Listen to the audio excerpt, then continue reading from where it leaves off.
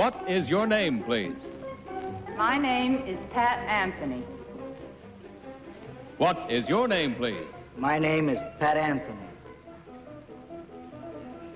What is your name, please? My name is Pat Anthony. Two of these people are imposters. Only one of them is the real Pat Anthony, and is the only one sworn to tell the truth. And here is our host, Bud Collier. Thank you, and good evening.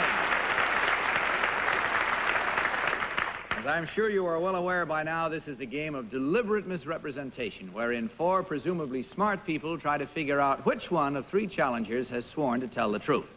To Tell the Truth is brought to you each week at this time by the makers of Geritol, America's #1 tonic, the high-potency tonic that helps you feel stronger fast.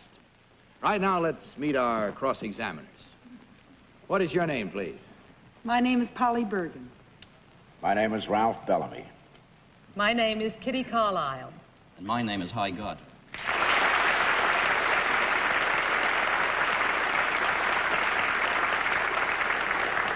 Now, these three people all claim to be Pat Anthony. Only one, of course, is the real Pat Anthony. The other two have assumed that identity, and they do not have to stick to the truth. So, panel, in front of you right now, there is a copy of an affidavit. Will you please listen while I read it? I, Pat Anthony, am a professional lion trainer, currently on tour with the Hamid Morton Shrine Circus. After 2 years of military service, I took an extensive course of instruction in animal training. At one point in my career, I appeared in a movie as a double for a well-known film star during an animal scene shot on location. I swear that the above statement is the truth, the whole truth, and nothing but the truth. Signed, Pat Anthony. Now, we'll get along with our game in just... All right, time now to play our game, panel. These three people all claim to be Pat Anthony, lion trainer. Now, remember, only the real Pat Anthony is required to answer your questions truthfully. You will each question until you hear this signal, and after the questioning period, you will be asked to cast your vote for the one person who, in your opinion, is the real Pat Anthony. And we'll begin this first round tonight with Ralph Bellamy. Ralph? Well, number two, your affidavit says you're a lion tamer, and then you went into military service, and then you came out and took an extensive course of instruction in animal training. Why? Did the Army soften or toughen you? Well, let's just say it changed my viewpoints on my future. Changed your viewpoint? That's right. At what studio were you a double? Different studios. Different studios. Number one, at what studio were you a double? MGM. MGM. What picture did you double in? The picture was White Witch Doctor. What was the name of it? White Witch Doctor. White Witch Doctor. White Witch Doctor. And who was the star you doubled? The star was Susan Hayward. Susan Hayward. Kitty Carlisle. Number two, you said you went to animal training school. What did it cost you? Didn't cost me anything. I went under the government on the GI Bill of Rights.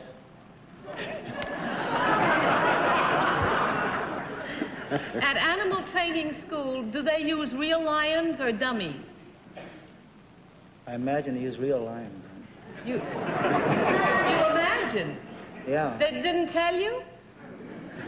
not till a little later.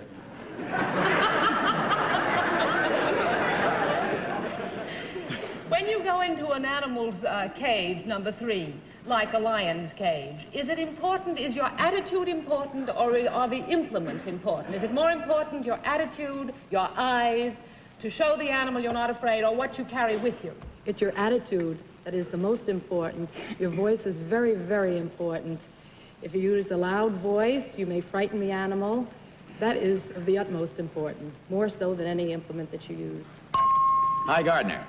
When you talked about attitude number three, do you mean when you walk into the ring or after you leave? Number one, what do you feed your lions? Well, we used to feed them horse meat until it got too expensive. Now we feed them beef. Now you feed them other lions. Number three, how recently did your circus, the one that you're with now, the Hamid Morton Shrine Circus, how recently did you play Chicago? Oh, Oh, within the year. Within the year? That's right. Number 2, do you use blanks or real bullets in the guns when you enter a cage with lions? Blanks. Number 3, were you ever on What's My Lion? Oh, I'm sorry. Okay. Bell came just in time. No, it didn't come soon enough. I'll ring it faster next time. Polly Bergen. I have to get over that last. Number 3, where do you get your lions? Where do I get my lines? Uh-huh. From the zoo surplus. You know, like Zoo the Army surplus? That's right, like the Army. Number 3, could you tell me what a quarter-Monday is? Was that Number number three? 3 you said? Yes, number 3. Yes. Would you repeat that again? What is a quarter-Monday? Number 1, what is a quarter-Monday? I'm sorry, I never heard of that. Number 2, could you tell me what a quarter-Monday is? I think you mean a coatamundie, and that's a fur-bearing animal, something like our native raccoon.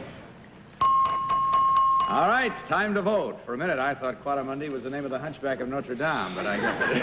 This is going to be a bad evening. Time to vote now, panel. Without any consultation, will you mark your ballots and select number 1, number 2, or number 3? Now, may I remind you that the team of challengers will receive $250 for every incorrect vote, which means if they fool the entire panel, they may well divide from Geritol $1,000. All right, panel, have you marked your ballots? Yeah. I'll call on you first, Polly. All set? Okay, for whom did you vote? For number 2. You voted for number 2. What was your reason? Well, up until the last question, I thought it was number 1, and I still am fairly sure it is, but still, I felt that number 1 should have known what a coatamundie is, and number 2 did know the answer. Ralph? Number 2.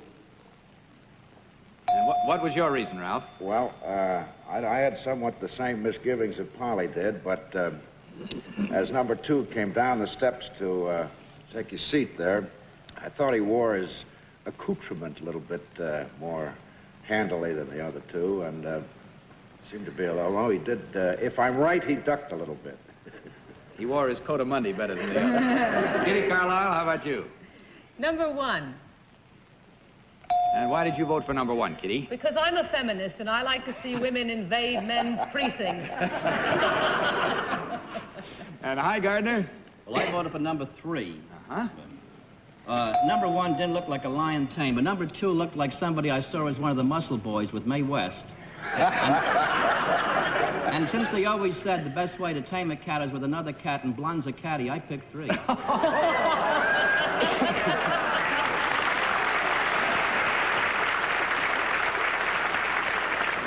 Well, all right, the votes are all in. I hope your minds are made up, too, and if they are, don't change them. Play along with us now and have fun as we find out which one of these people is the really honest lion trainer. Will the real Pat Anthony please stand?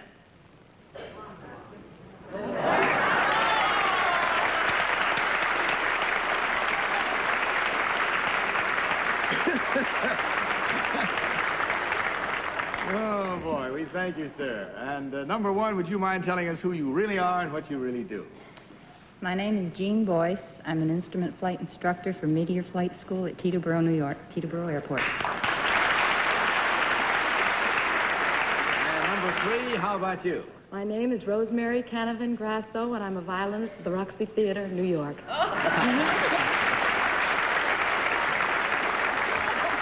You see, music has charms to soothe the savage lions as well. Well, we thank you. Now, let's see, challengers. There were exactly 2 incorrect votes at $250 each for a total of $500 from Geritol for you to divide. Hope you had fun. We had fun having you here. you. Good night and good luck.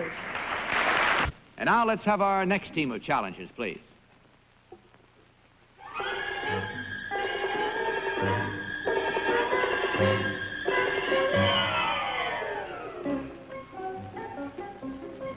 What is your name, please? My name is Frank McRaub. What is your name, please? My name is Frank McRaub. What is your name, please? My name is Frank McRaub. Now, panel, will you follow along on your copy of this affidavit? I, Frank McRaub, am a bachelor, About 25 years ago, I served as a footman for the Princess Royal of England. While in her service, I began my lifetime career as a butler. I was a butler for Douglas Fairbanks Sr. and his wife, Lady Ashley, until I left to serve in the British Armed Forces. Since then, I have been a butler for the DuPont family, the Vanderbilt family, and the Rockefeller family. I swear that the above statement is the truth, the whole truth, and nothing but the truth. Signed, Frank McRaub. And we'll put our panel to work for you again in just again to play our game. Now, again, panel, may I tell you that these three people all claim to be Frank McRaub, butler. Remember, only the real Frank McRaub is sworn to answer your questions truthfully. Let's start this round with Kitty Carlisle. Kitty? Number 1, what are the duties of a butler? Well, they are varied, ma'am. You're in charge of the inside of the house. That is, that you control the kitchen, the pantry, the inside servants. If there isn't a housekeeper, you would take charge of the maids. You attend your master. Very pleasant. What are the duties of a footman in the royal family of England, number 2? The footman answers the door. He's generally within reach of the front of the house. And when members of the family go out, he attends them. He has a uniform, and he sits on the front of a carriage in the old days, or a car. Number 3, who buttles for the butler at mealtime in a large household? Well, that could be the hall boy in a large establishment. Hi, Gardner.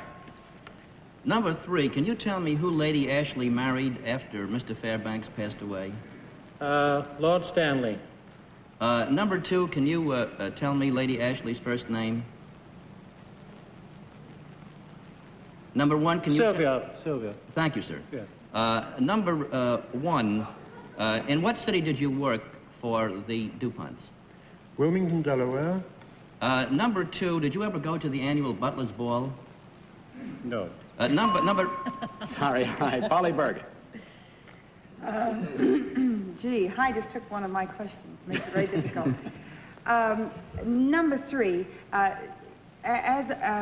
as a butler, you are a bachelor, is that correct? Yes. Do you find it better to be a butler as a bachelor? Much better. Why? I think everybody should be a bachelor.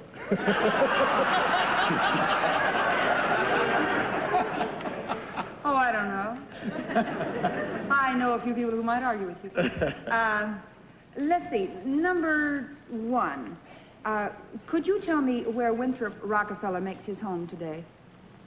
Washington, D.C. and Florida. Ralph Bellamy. Number 2, how long have you been married? I haven't been not yet. It says in your affidavit that you have buttled for, since the war, the DuPont family, the Vanderbilt family, and the Rockefeller family. Why can't you hold your job?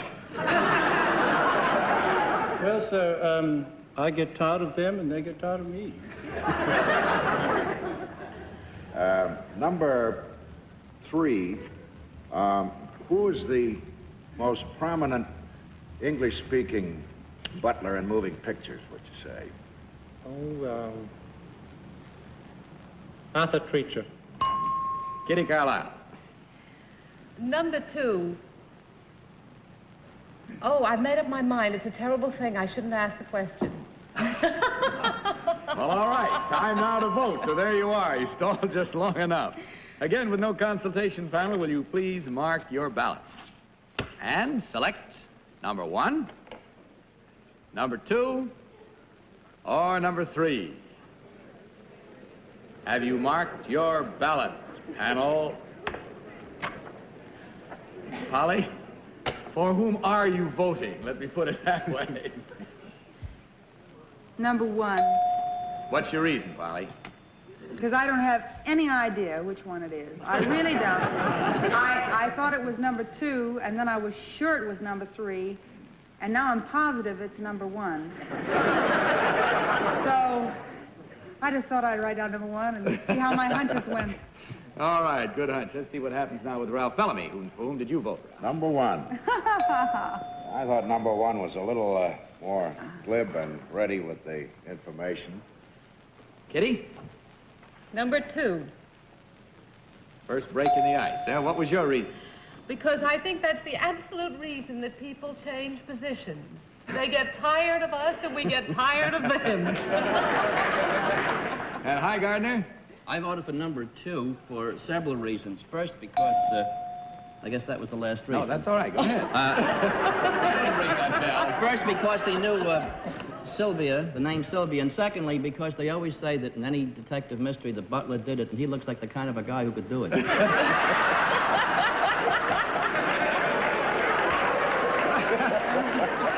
right, let's see how well our panel did it now and how well you did it at home. Who done it? We'll find out right now and see which one of these three very distinguished gentlemen is the real Butler. So will the real Frank McRaub please stand up?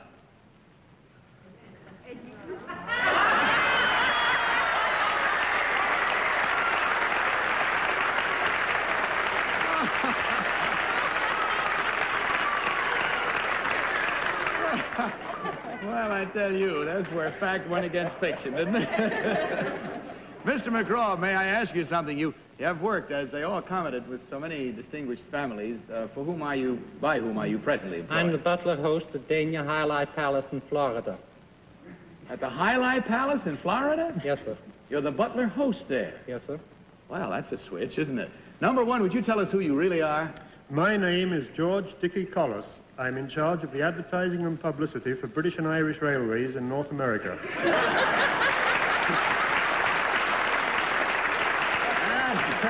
Number 2, what about you, sir? My name is Piers H Powell. I'm the New York correspondent of a London paper, The Star.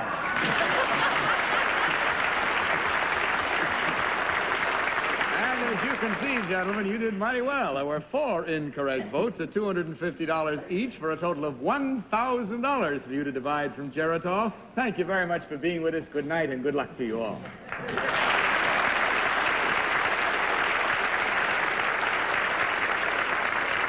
And now let's have our next team of challengers, please.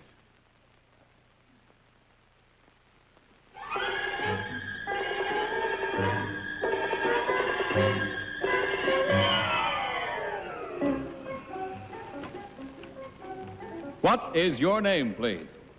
My name is John J. Anthony. What is your name, please? My name is John J. Anthony. What is your name, please? My name is John J. Anthony. Now, panel, will you follow along with the copy of the affidavit in front of you now?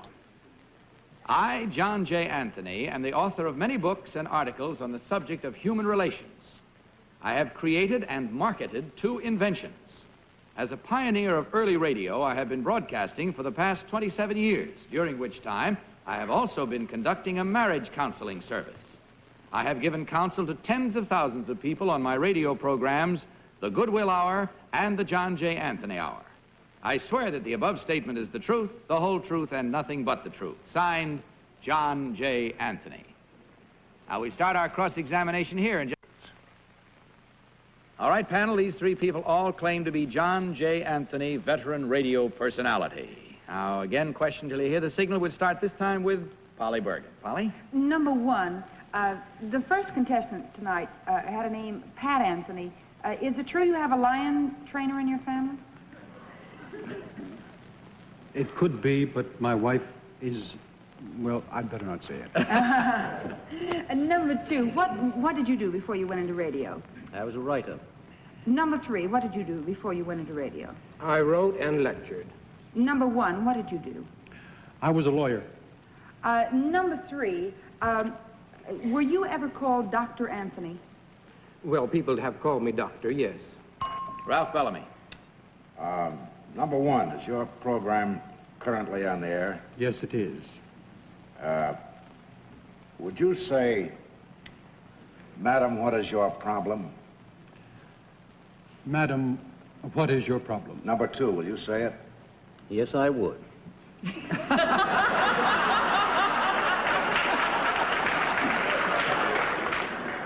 I think Mr. Bellamy would like to hear you say it. Madam, what is your problem, please?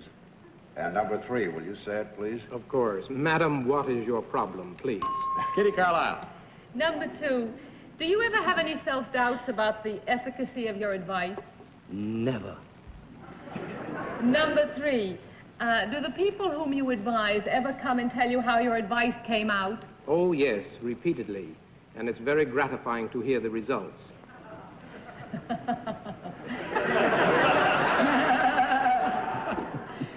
You laughed your way out of that one. Hi, Gardner. Bud, or I should say, Mr. Anthony, I'm afraid I've got a problem. I know Mr. Anthony. I think at one time I consulted him about a marriage problem. But I know him, and I think that I ought to disqualify myself. Oh, very well. Hi. And that means, of course, there's all automatically $250 sitting there waiting for you. So let's skip back to Polly Bergen. Polly? Gee, I wish I could say that. Number 2, what radio station did your program originate on? WMCA. WMCA. Number 1, where did your show originate? Pardon? Where did your radio show originate? What station? From WMCA. Number 3. Actually, before WMCA, I was on in Jamaica, Long Island. The station is not here any longer. WJAM. That's it. Time to vote, panel. I see some eager thoughts flashing across minds there. Will you please mark your ballots? Hi, who is it? For no consultation. Mark Fellow for with the glasses. Mark for number 1, number 2, or number 3. All right, panel, you all ready? Polly, what is your vote? I voted for number 2. Why? Well, he seemed a little reticent about saying, Madam, what is your problem? Also, Ralph just asked him to say, Madam, what is your problem? He said, Madam, what is your problem, please, which Anthony always said, I think. He was politer. Ralph Bellamy, your vote was? Number 2, and the very same reason. He did it correctly. Kitty? Number 2, And why? because he seemed to have the authority of a man who gives advice to a lot of people all the time. Well, there we have it then. 3 votes for number 2, and I don't know how you folks have voted out there or at home. But see now, don't change your votes. But find out now who was the famous personality of radio, John J. Anthony. Will the real John J. Anthony please stand?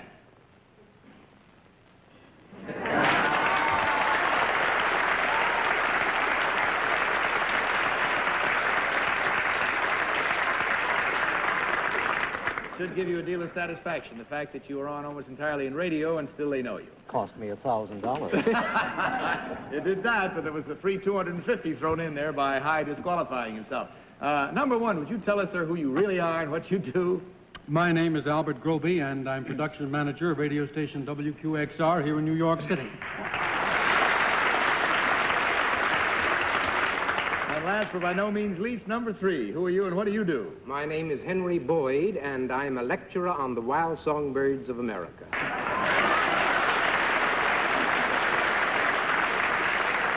Just for the fun, in case you think he's fooling, panel, why, give us a little sample, will you, Henry? Of course.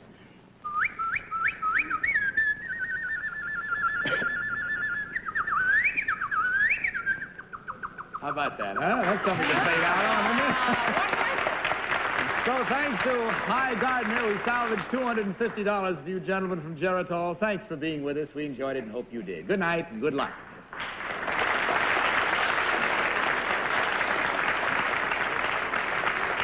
Well, unfortunately, it's gone fast as always when we have a good time, and that's all we have time for tonight. So good night, panel. Good night, Bud. Night. Good night. And until next week, this is Bud Collier reminding you to tell the truth. Good night, everybody.